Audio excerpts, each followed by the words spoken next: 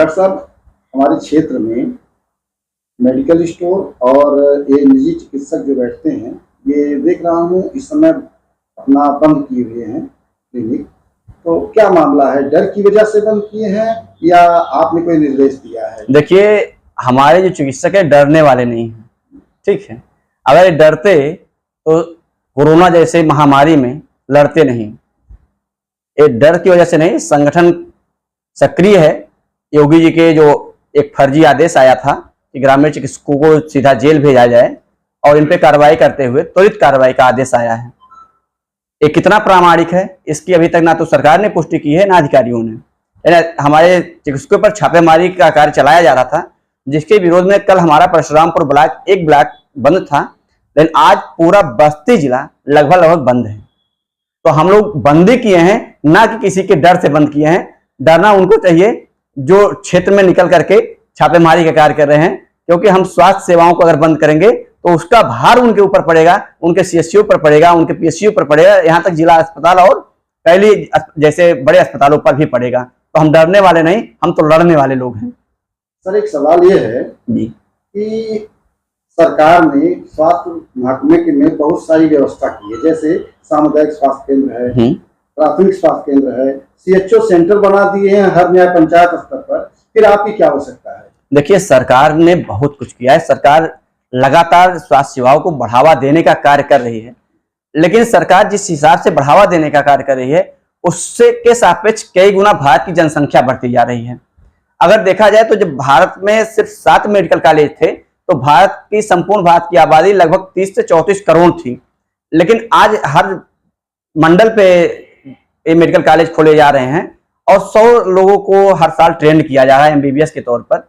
लेकिन जो संख्या है ग्रामीण चिकित्सकों की, ये हर गांव में बैठने वाली है और आबादी की सापेक्ष है। कारण क्या है कि जो भारत की आबादी है निरंतर बढ़ती जा रही है। जैसे कि आज आप उत्तर प्रदेश की आबादी देख लीजिए।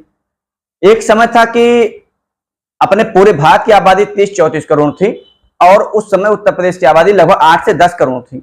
आज उत्तर प्रदेश की आबादी लगभग 25 से 30 करोड़ के आसपास पहुंच गई, जितना उस समय पूरे भारत की आबादी थी। तो उसके सापेक्ष ना तो सरकार के पास संसाधन है और ना ही चिकित्सक हैं। सर, एक सवाल ये भी है कि सर, एक तो आपके संगठन से जुड़े चिकित्सक अनट्रेंड हैं, दूसरा चीज ये है कि आपने सरकार के साथ, देश की जनता के साथ कौन सा ऐसा महत्वपूर्ण कार्य किया है जिस पर सरकार आपकी बातों पर विचार करे? सर, कौन कहता कि हमारे चिकित्सक अनट्रेंड है? अगर किसी अनट्रेंड व्यक्ति को आप मोटरसाइकिल देने चला पाएगा?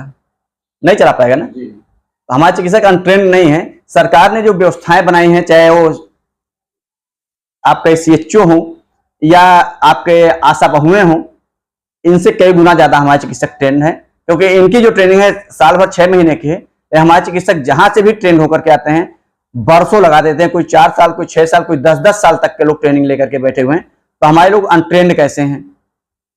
रही बात, आपने पूछा कि हमारे लोगों ने क्या किया, सरकार सिंपैथी दी।